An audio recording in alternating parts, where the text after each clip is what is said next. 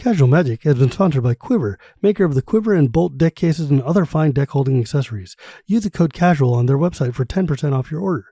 We're also sponsored by Architect, the premier site for hosting your decks on the internet. I love them and they love me, and it seems like a good reason for you to use them. You can also support Casual Magic directly by going to our Patreon at patreon.com/ShivamB. And now, on with the show.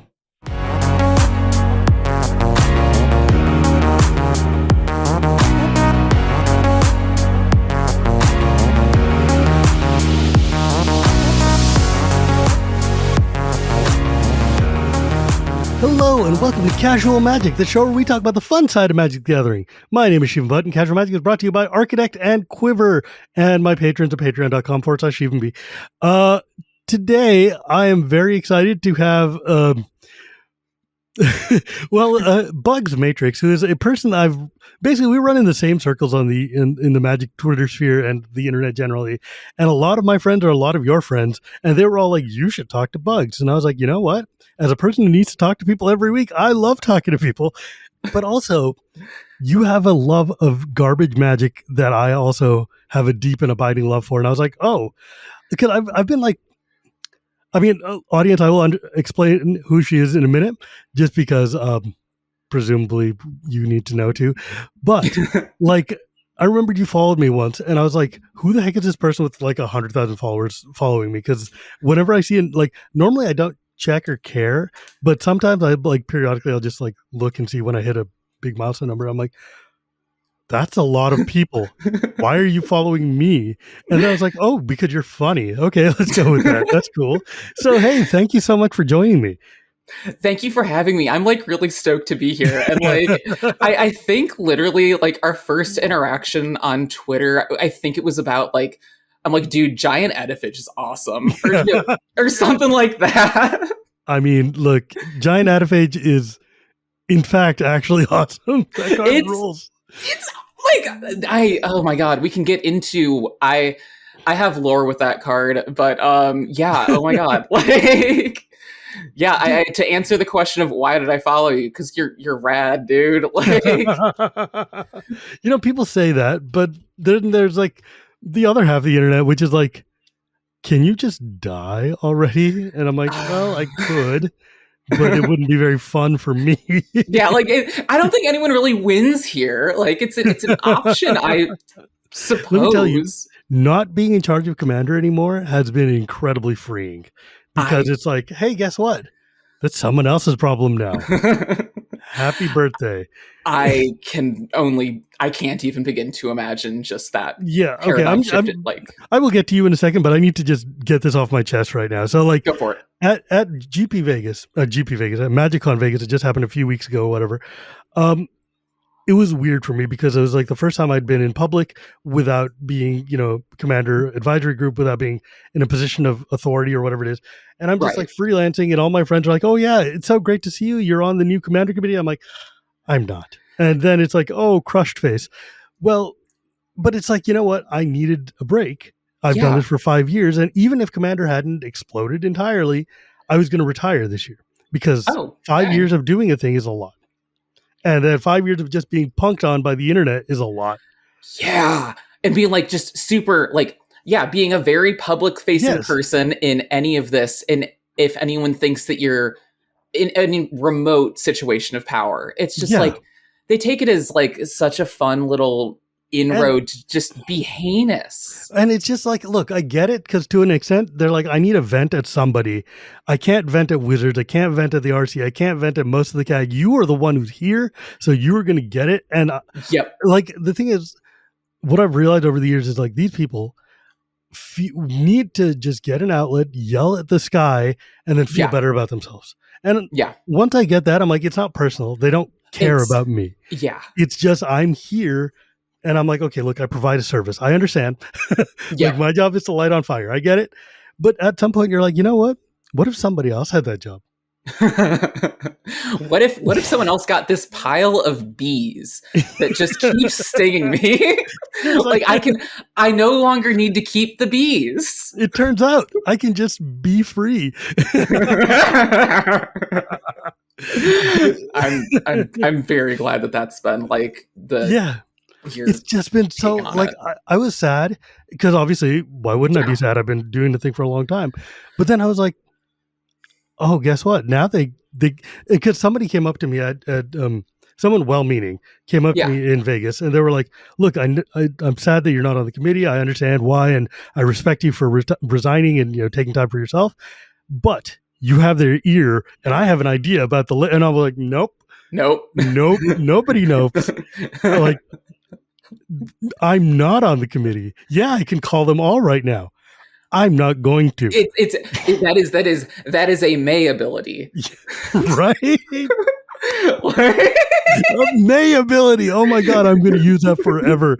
Oh my god, I'm going to use that forever. But yes, yeah. And I was just like, dude, no, I don't want to hear it. I don't care. I mean, I care abstractly. Yeah, however, there's boundary. We've passed the bees over to like they're wizard bees now. It's right. And like I'll be honest, I haven't thought about Commander. I haven't looked at any of my Commander decks. I unfollowed when we moved all to Blue Sky. I stopped following. Like some of my friends were like, "Hey, how come you're not following my new thing?" I'm like, because I'm taking a break. Because I need to breathe, dude. Yeah, like I don't need to be reminded of the thing I quit, right? Like that's no. It's like I'm not going to say it's like a bad breakup, but it was definitely a bad breakup. No, but like it's one of like, and I've had good breakups where it's still like, and we need to take just a month from talking to each other, right? And I want exactly that. Like, I'm very happy to be friends. We're all still friends and colleagues. I love them all very dearly. I respect them, and they're the best people who could run this. Yeah. But also, I went away on vacation and I came home and my house was on fire and then I got evicted. So and I say that saying that I still left voluntarily of my own volition. They wanted me and I said no. So I just want to be clear about that. However, it still feels like I left and I came back and there was no commander, and there was no rules committee, there's no advisory group. It just vaporized. And so I'm like, you know what? I'm going to take a minute. So kindly keep your ideas and give them to someone who cares. Give them to someone who can do something about it. Make your own micro format. I am just a legitimate business person. I'm a civilian. I'm a 1/1 counter. Don't look at me anymore. Like no, but like actually, it's like exactly. No, I'm just a citizen token. I'm nobody anymore. Yeah,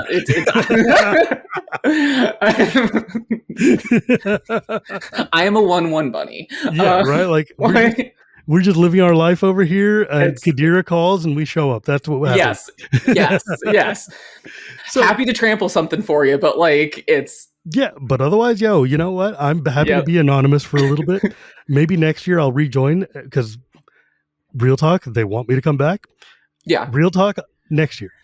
Because real talk. Let's just see. Let's let it get its footing, and I think that's because that just seems like the right way to go about doing things. I mean, look, sometimes this is the job I loved the most, and I did it voluntarily for a long time. And now, of course, the moment they start paying, I quit.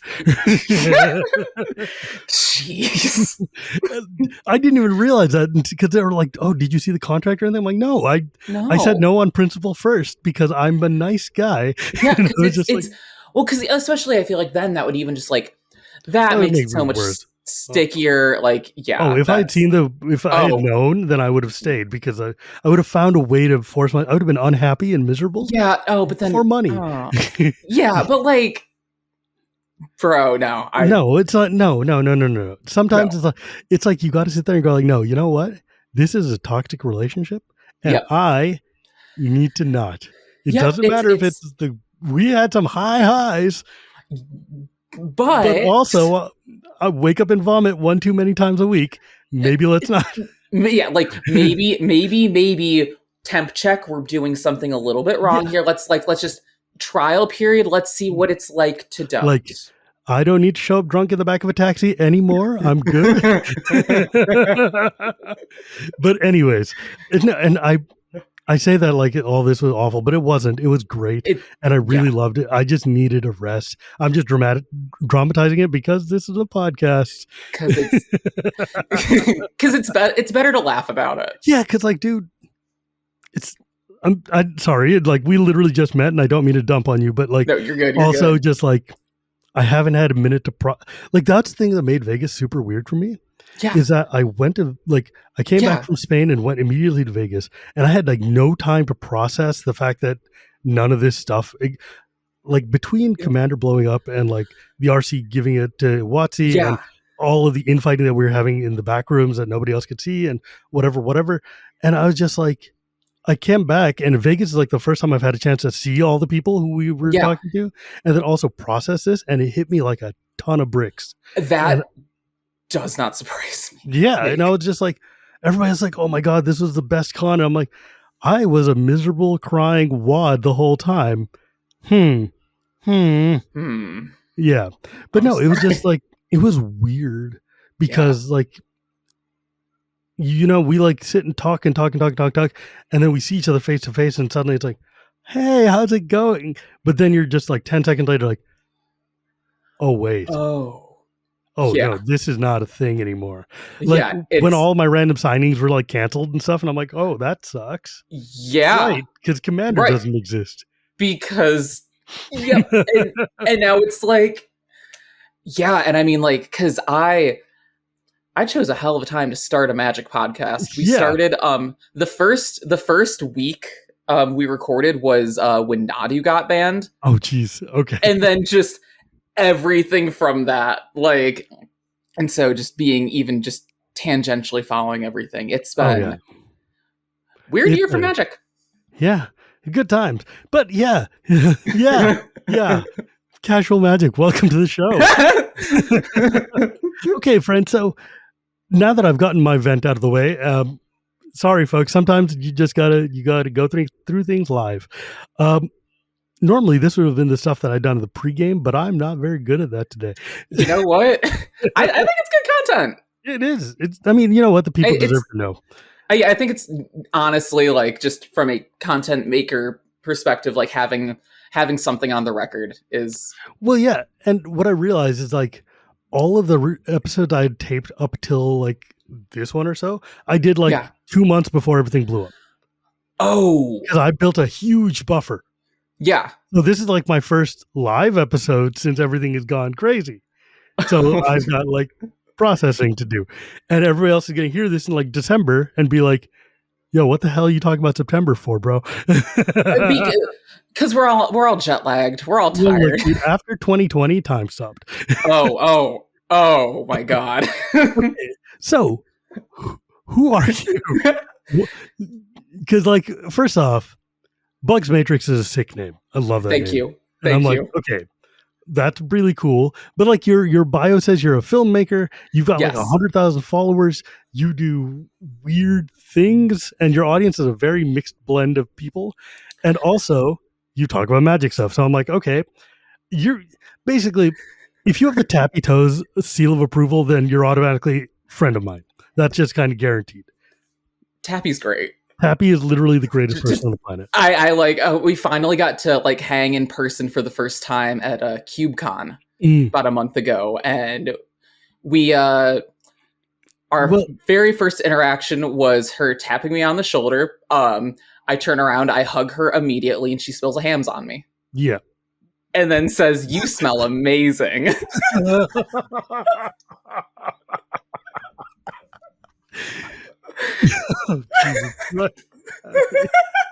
Jesus Christ, Tappy. Tappy is one of my favorite people on the planet. She's also maybe the most unhinged person who's ever lived. She's fantastic. But yeah, to answer your question of who am I outside of hi, I'm Bugs Maytrix from Internet. Simple and fair. We were talking in the pregame. I'm famous for being famous online, kind of at this point, where it's like this self-perpetuating. I'm just around, and people know that I'm someone cool who's around, so they just keep following me because I seem like I might be important. You know what?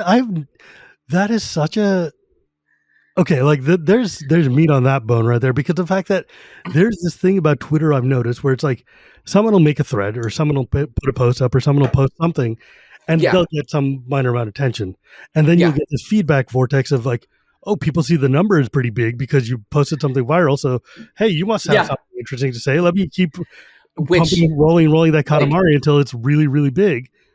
Like literally, I can tell you the exact post that like was the first domino to why we're talking now.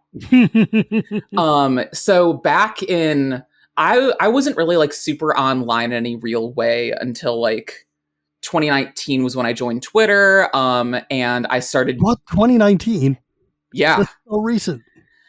Yeah, no, like I like my Twitter is 15 years old, for Christ's sake. I got on Twitter initially right before I literally made a Twitter in O'Hare Airport as I was going to be flying out to LA to start grad school.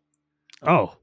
I made my Twitter because I'm like, oh, I'm going for an MFA. I'm going to be like working in the film industry. I'm going to use this for professional contacts. Lol. I mean, Lamau even. Yeah. And so I make that. It kind of use it, mostly just use it to follow some like YouTube personalities and whatever to like see when folks would be like posting video essays, keep track with that. Then, you know, some funny stuff happens in March of 2020 and everyone's really online for some reason. And wonder why.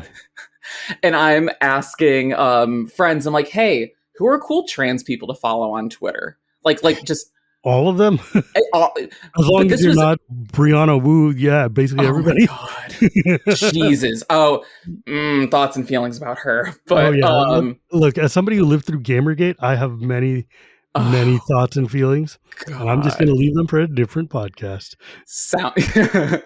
But so this was kind of like at the formation of what's kind of known as trans Twitter, or formerly known as trans Twitter if we're all migrating to Blue Sky, etc. But like sometime in like, so I'm like following all of these just cool, goofy like trans accounts, and everyone's just kind of like memeing through the pandemic. Are you a programmer trans or are you a Magic the Gathering trans? Well, I'll tell you one thing. This certainly is not casual computer programming. It sure as hell is not. Not that kind of brown guy. Look, I don't have programmer socks. I have commander decks. But yeah, so like I'd started like following folks, and over the course of the summer, I've got like 100 followers. That's cool and good and whatever. And then it was like early September, I just tweet a very, very conservatively dressed selfie. Like it is like jeans, t-shirt, docs, full body mirror selfie with the caption, "This one's for the girls and the gays." I tweet that at like 11 p.m. at night. And I wake up, I fall asleep with 100 followers, and I wake up to almost 400 followers. And I'm like, and this thing, it went like viral for my standards at that point. It got like 1.5 thousand likes. It was a big thing, whatever. And I have no idea why this thing blew up. Right? This is the most like coming of age teen movie, like going viral on YouTube type like montage. And I'm like, well, surely the bottom of this is going to like, I'm like, oh, cool. I've got like, maybe I'll have 500 followers. That's a good number. Past 500. Maybe I'll have 1,000. That's a nice number. I'm like, this bottoms out at 3,000. This at like, there is no, I don't do anything. There's a lot of gays and girls on Twitter. They're all awesome. And so over the course of the next like couple of weeks and everything, I just like, it just snowballs. And by the end of December, I think I had like 5,000 followers. And I'm like, well, certainly this is as big as it's going to get. No. You know, it's funny, like, and it's because, like, I remember when my first, like, so I have two accounts. One is my priest's politics and like storytelling account, and one is my magic one. And like, I separated them because it was weird to have the head of the United Nations who follows me on Twitter reading my magic crap posts, right? Like, I was like, this is not. I need to keep the professional spheres. I mean, that's one. I think that's the smart way to do it, but also, like, I think it's funny that Lily Wachowski sees me shitpost. Yeah, right. Like, sometimes you sit there and go, like, who are these people following me? Oh my god, what am I saying to them? Yeah, but like, like, I remember because I wrote a thread about like when Black Panther came out, and Black Panther came out, and the one of the dudes in there, Jabari or whatever, he's like, hail to Hanuman instead of hail to Bast, and I was like, did he just say Hanuman, aka my deity? Oh my god, do I have a Hindu thread? And so I made this thread about like all of the Hindu links into Africa and why it might show up in Black Panther, and it went turbo viral. Like, that thing got 100,000 likes, and that's sick. Like, some stupid number, and I went from like my 2,000 or whatever followers I had at the time to like 10,000 and 15,000, and like my main one went turbo, and then like. But it capped out around like 13, 14, and my magic one is now at like 40. It's like,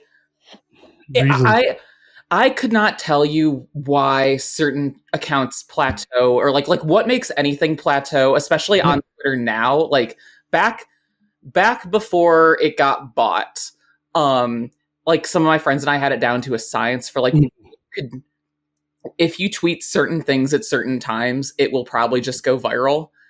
Like, and I mean, we could just say like the most mundane things, like most banal. I once had something pop. It was Hank Hill voice. I sell pronouns and pronoun accessories. Like,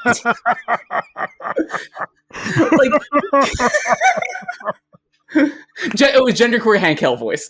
Was the thank you, but like, that is that is my comedy sensibility for like that I loved Twitter solely just because, like, I just want to say stuff. Like, I don't right.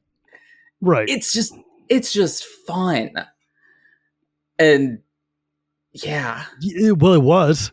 Blue Sky's fun now. Yeah, I mean, Blue Sky is the new Twitter, but like, there was this era where we could, like, on one side, I could just tell like 40 post long stories of like, here's Hindu folklore, or here's something that I'm hyperfixated on right now that I'm just going to launch at you.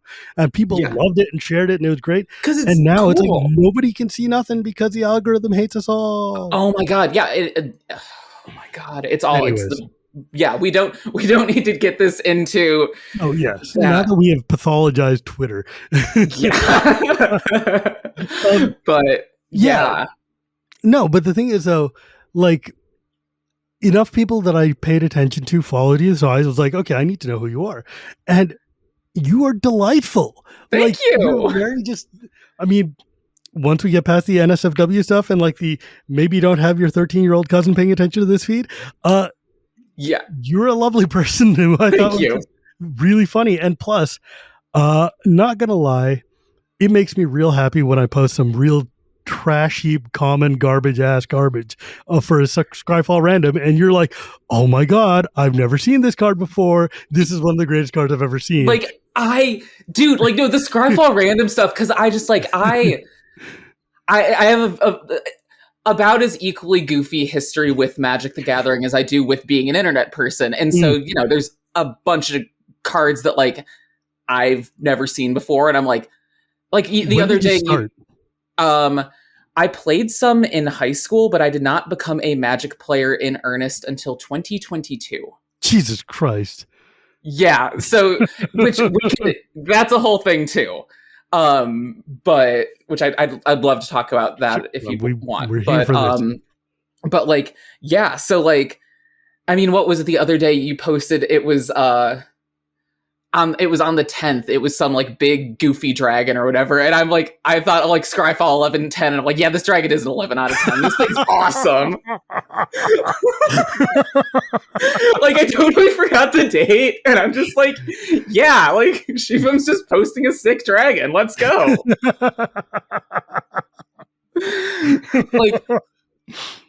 like I've said this on a couple other podcasts. I think I've said this on my podcast, but my favorite card. What's your show called? Podatog. Podatog. Where it's like the whole thing is 1110 was Rorik's Bladewing, aka Trogdor. Yeah. Sorry. Yeah, we can see where it peaked. Yeah, we sure can. Sorry, dude.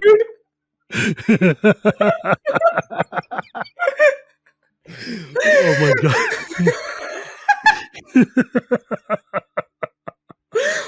Go, yeah. Anyways, Trogdor. Yeah. 11 out of 10, 100%.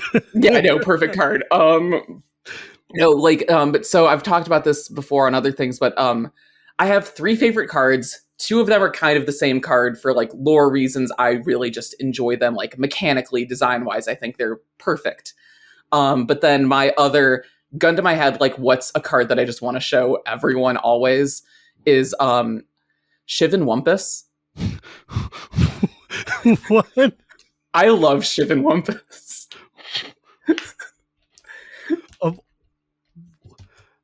Really? Yeah. I had to look it up to confirm that it was the one I thought it was. Yeah. Which is the 6/6 for 3 in a red trample from like planar chaos that says like when it comes to play, any player can sack up land, and if they do, you put it back on top of your library. Yeah. The card is like the hottest trash. It's awesome. It's land hate or an above rate trampler. Yes, it sure is. It's so great. Oh my! You know what? On this show, I've had 258 episodes. I've had people talk about every kind of trash card that has ever been printed, and I have another 40-something episodes of Shivam and Wheeler Love Magic, where for literal hours and hours, me and Wheeler go through the garbage bins of Magic and talk about every trash card. We have never once brought up Shivan Wumpus of all the goddamn cards to exist. It's the best freaking... No. Whenever I cast it, I ask the table, because it's such a house in Commander. I'm like, all right, I have a very important question for you all. Tap 4 mana. Do you chumpus the Wumpus?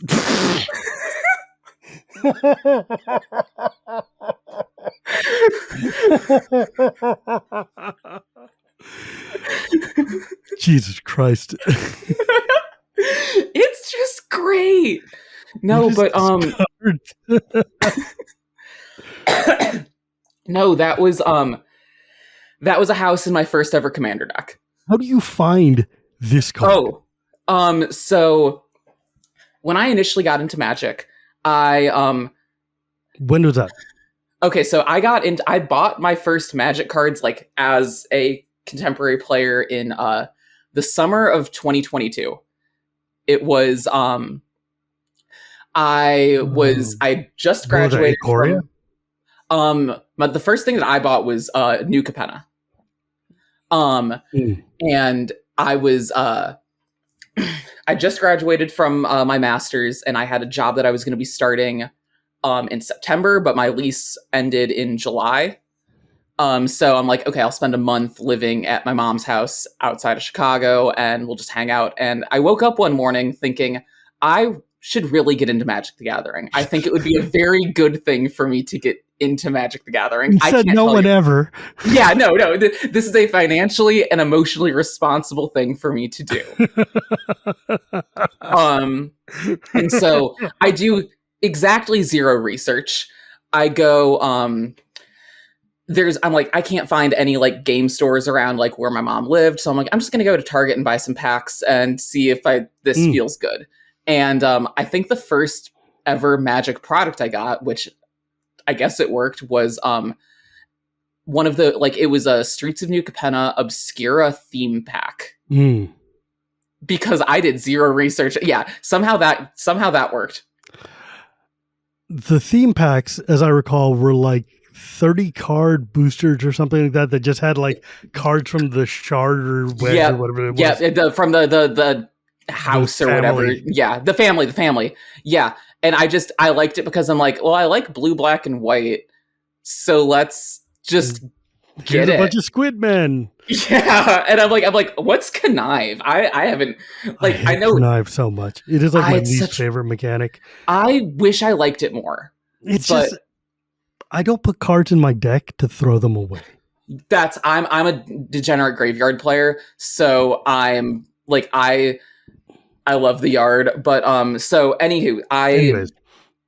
moved to Minneapolis, find a game store near my place, and they don't have any big like glass display cases of like the good singles, but they had like long boxes of 25-cent rares. And so that's where I find the Wumpus. That's where I find giant edifice. And I'm looking at these and I'm like, because I'm putting together my first commander deck, which is Minsk and Boo.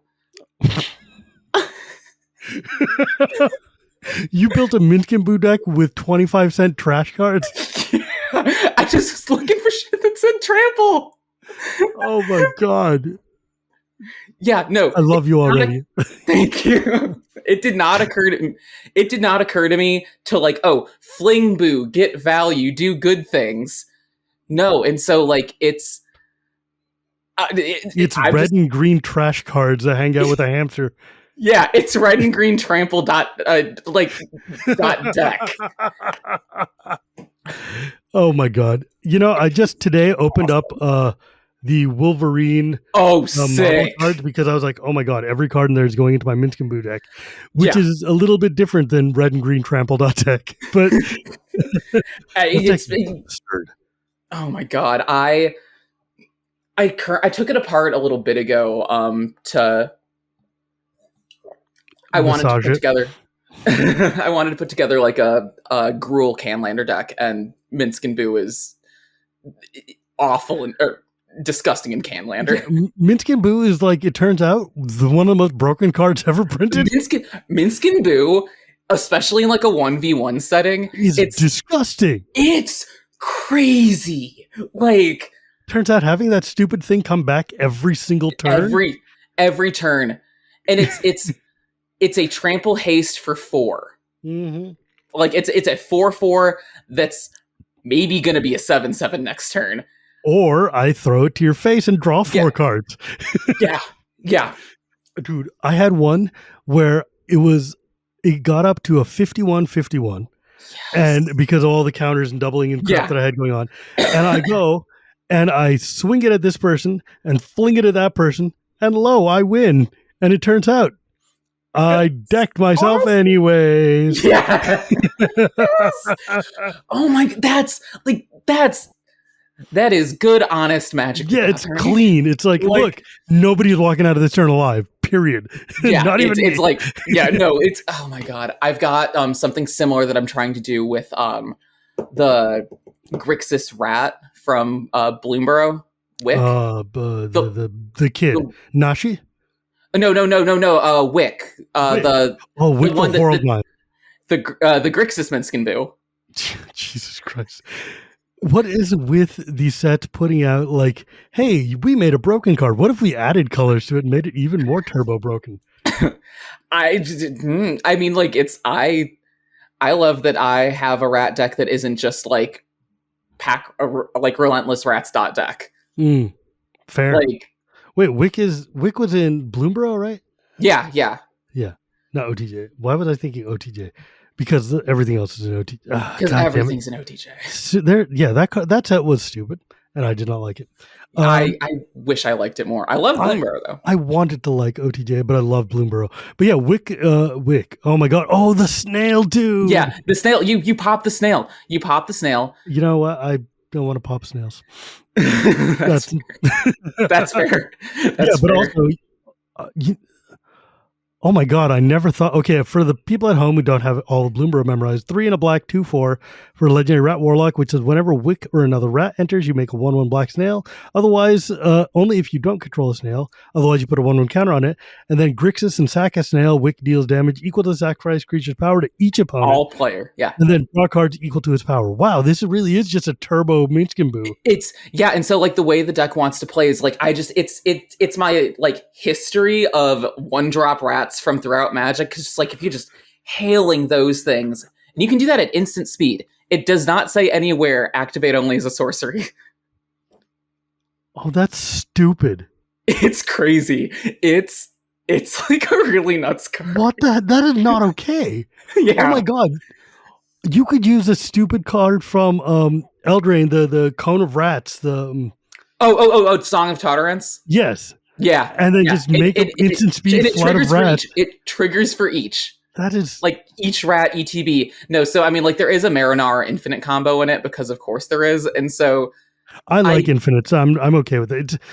My thing is not like infinites are bad. It's just like don't play it on turn 4 or below. Yeah. Like if you play an infinite on turn 8, it's like game's got to end, and like at that point, if you're doing anything for 8 mana, like it's you're being reasonable, but ideally, because you draw that many cards, I want to dome the table and then deck myself.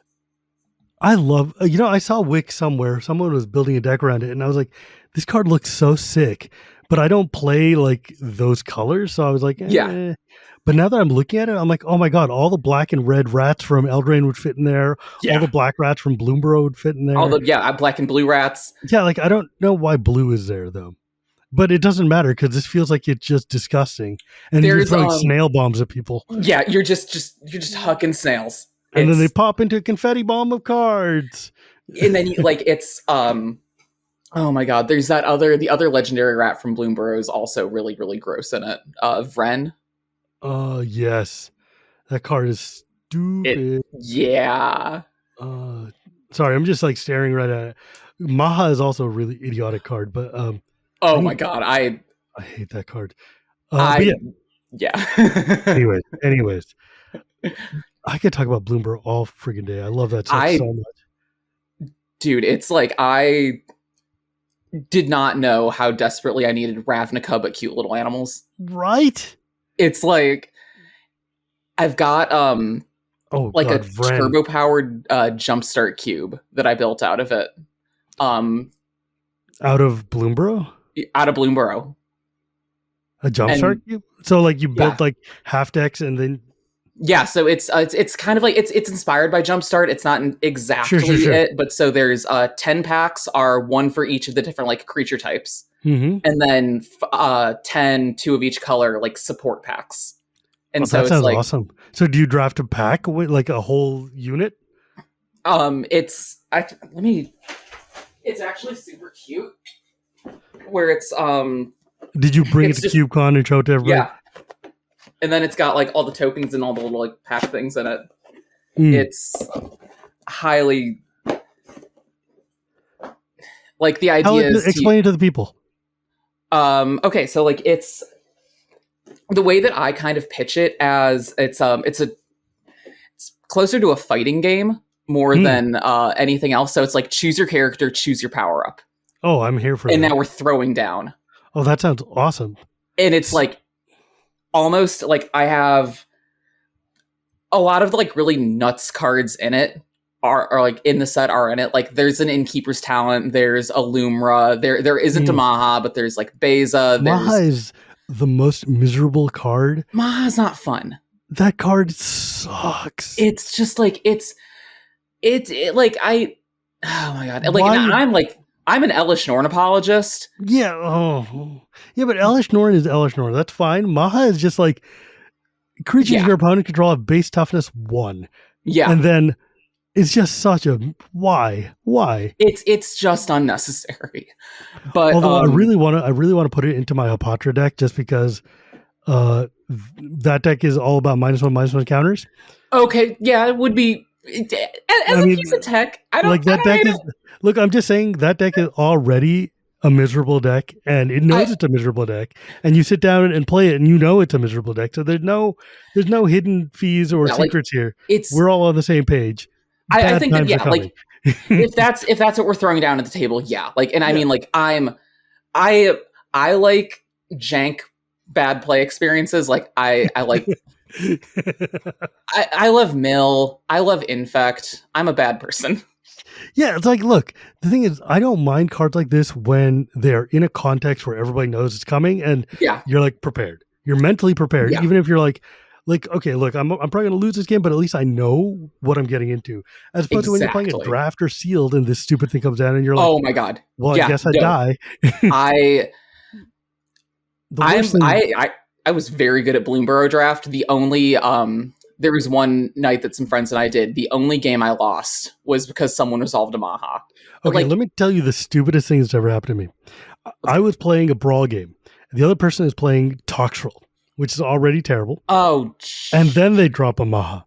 And Toxtrol is just like, every turn, your board is just gone forever. And I'm like, no, I die. That's bad, cruel and unusual punishment, man. Like, that's not. No, come on. So that is absolutely not in the Bloomburrow cube, because I want to use this as a tool to like teach new people how to play. Yeah, like, because, hey, you know what's fun? Not playing. Yeah. It's so you went and you took every faction, and then what are your support packs like? So there's let me just crack open a couple, but there's 1/1 counters, there's life gain. It's kind of just like generic like there's life gain, there's the hand hate pack in mono black is a lot of fun. Sure. There's just kind of like general blue control type whatever. I'm still working on balancing it, but keeping it like specifically within the context of just Bloomburrow is sort of difficult for like because there's only one set worth. It's only one set worth. And do your splash packs have like just generically good cards from other sets? No, it's all Bloomburrow. This is a strictly I drafted a lot of Bloomburrow. I have so much Bloomburrow. Well, were you as disappointed as I was that they left Bloomburrow after a month to go to Duskmourn? Yes. I mechanically enjoy Duskmourn. Yes. I like the non-human parts of Duskmourn. Or some of them. I okay, yeah, I understand what you're saying though. Yeah, like I'm at least they feel fantasy. They feel correct. I really like the idea and setting of Duskmourn as like a sprawling haunted house. Like I don't know if you read any of the story that was going on. I did. I enjoyed that. My friend wrote it. I should read it. Oh, that's incredible. Since we're in name drop episode already, right? Like, Shauna is cool, and like she knows that I'm not a horror person per se, but I also she's cool and we're friends, so I'm going to read her story. And the story was fine. The story was great. Yeah. But the set just I don't want tape decks and phones and Magic. Yeah. It feels wrong. And like it feels less wrong than like I will say I didn't hate it as much as I thought I was going to. No, like it was super fun to play. But like it was super fun to play. But it's just, oh my god, I know everyone's beat this dead horse, but the cheerleader card. Also, the cheerleader card was also really good for me, so it was weird. Yeah, I hate this, but she's also super good. So what do you want me to do? Like design wise, it's great. I just can't. You know what gets me is that going into Foundation right after that is you're like, oh, this is what it was supposed to be. This is what Magic is for me. Yeah. That was really weird. Yeah. No, I literally was thinking like earlier today, I'm like, man, it's so crazy that like Magic just ending on such a high note this year, going Bloomburrow straight into Foundations. Like, that's nuts. Like, fully. Just mind wiped it, right? Like, fully memory hole. The thing is, like, the thing that's so weird to me is like, in October, if you had asked me, I was just like ready to write Foundations off entirely. I'm like, get the starter set. Who cares? It's done. Yeah. What's your favorite Commander set? And everybody's like, it's only October. And Duskmourn just came out. I'm like, yeah, but Foundations. And now I'm like, Foundations is the only set that came out this year. Yeah. Foundations is. There was nothing else. Oh my God. And I say that as somebody who loved Bloodborne. Not Bloodborne, Bloomburrow. Bloomburrow is everything I want in Magic. But like Bloomburrow, like as a set, as a cohesive idea, and like, why don't we do blocks? Why don't we do? Bring them back. It's funny though. It's like we're like, oh man, I'm so glad that I wish we had brought blocks back for Bloomburrow. And then you're like, New Capenna is like, oh god, I'm so glad we don't do blocks. Yeah. It's like, oh, if we did a block, maybe a block in Duskmourn would have. No. No. Yeah. Look, Bloomburrow into Gloomburrow, and that was about it. Like, no. Yeah. Yeah. Oh my god. I'm hoping that the Mad Max race Aether Drift. I just want them, because apparently it's like a multiplanar race or whatever. Okay, they need to take a quick detour through Bloomburrow. I want to see everyone's personas. Just give me that. Just I cannot comment on that set. Fantastic. But when it comes out, I will have plenty to say. Fantastic. Yeah, anyways. So it's so wild to me. Like when we were talking earlier, because I was like, what do we want to talk about? And you were like, yeah, dude, junk rares is where I live and die. And I'm like, that's where I live and die. Let's be friends. But I just love the idea that you like jumped into Magic.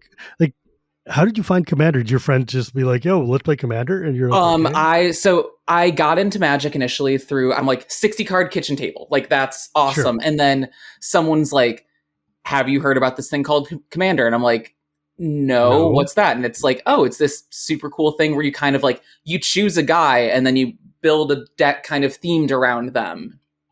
And I'm like, okay, cool.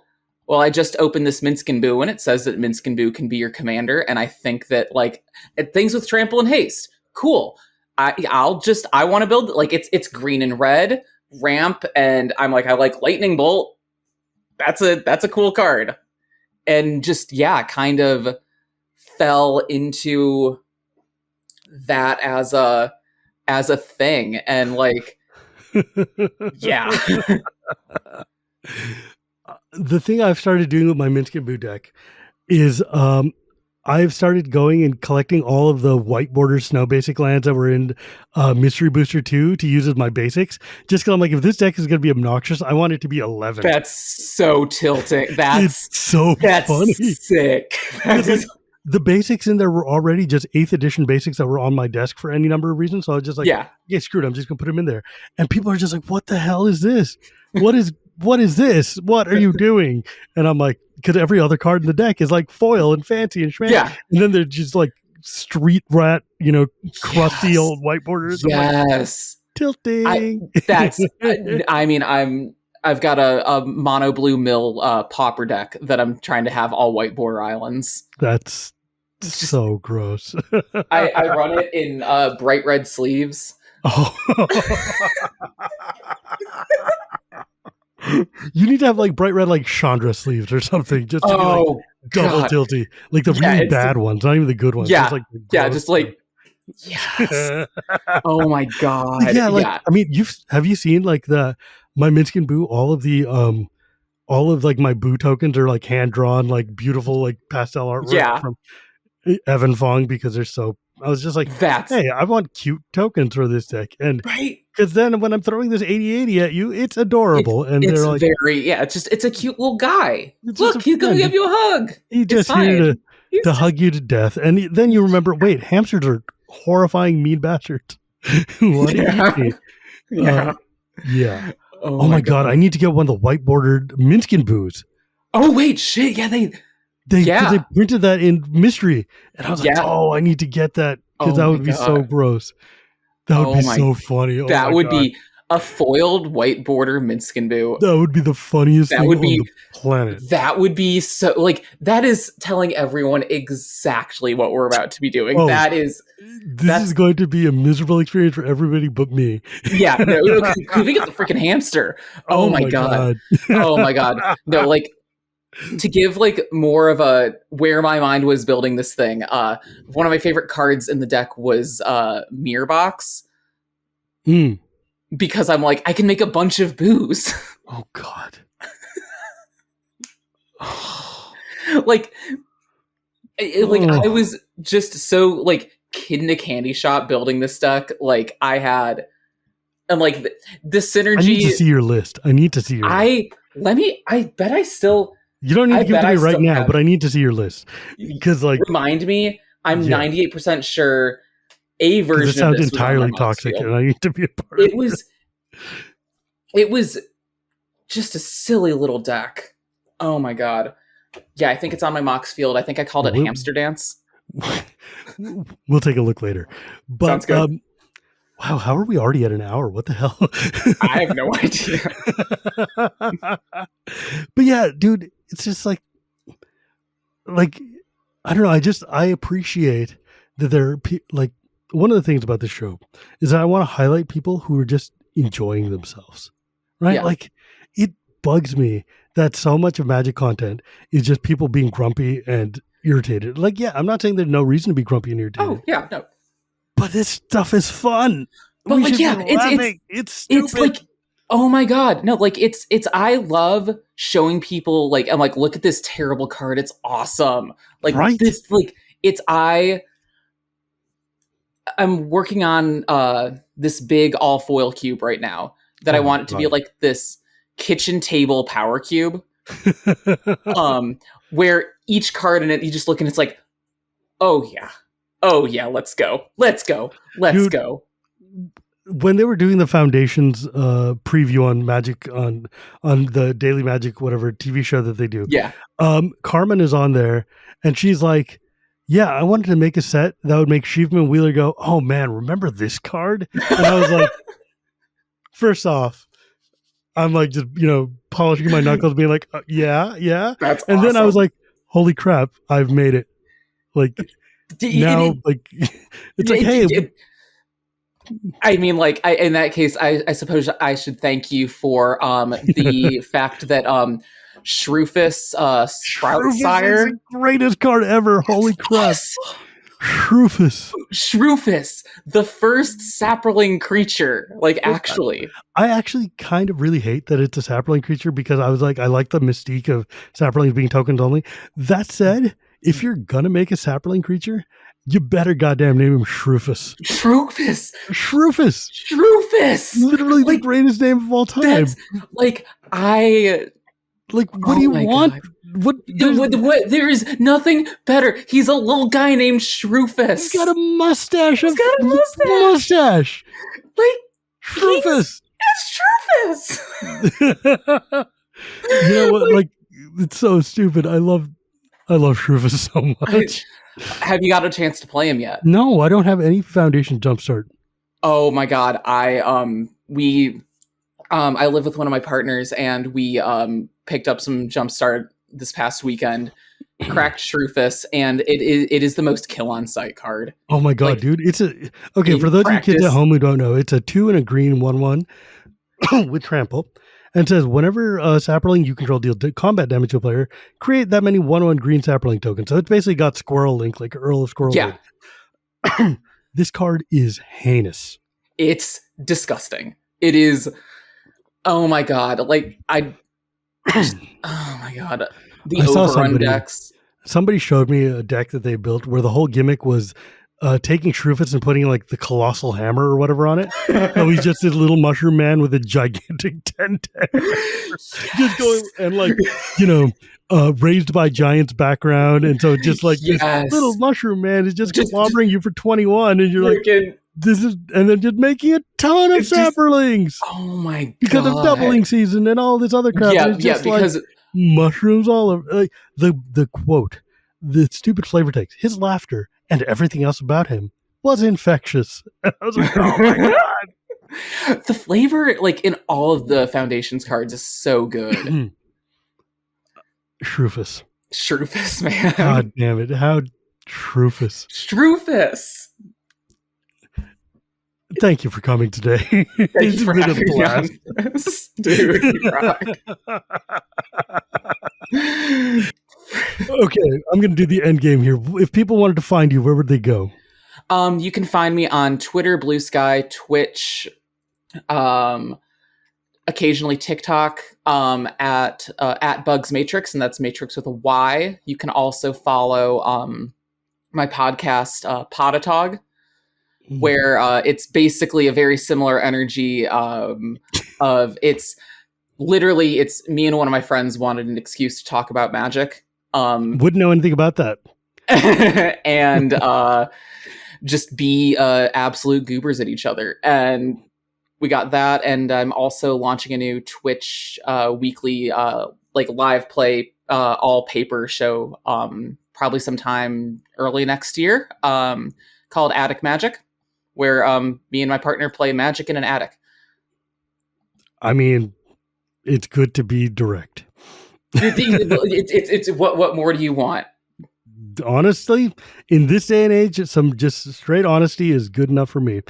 Yeah, man, you're delightful. Thank you so much. We didn't even get to talk about the fact that you're an actual filmmaker and do all the movie things and stuff too.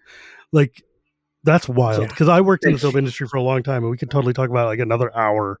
I'd be super down sometime, but let's talk about your lenses, baby. But with that, as always, you can find me at Gears or now at Shivam Bhatt.bluesky. Whatever. Look, I'm very easy to find online. You know where to find me. You can also find this show every Tuesday, wherever you buy your podcast or wherever your podcast. I'm going to do this again because I've done this for 250 episodes. I know how to do this. As always, you can find me at Gears or Shivam on Blue Sky, and you can get Casual Magic anywhere you get your podcasts or on YouTube every Tuesday, thanks to my editor Dan. You can also hear me on Shivam and Wheeler Love Magic or on the Chronicles of Dragonlance because I love the sound of my own voice. And also, as always, support me at patreon.com/Shivam because I need to keep this show going. But with that, my friends, it's not magic without the gathering, and we'll see you next time.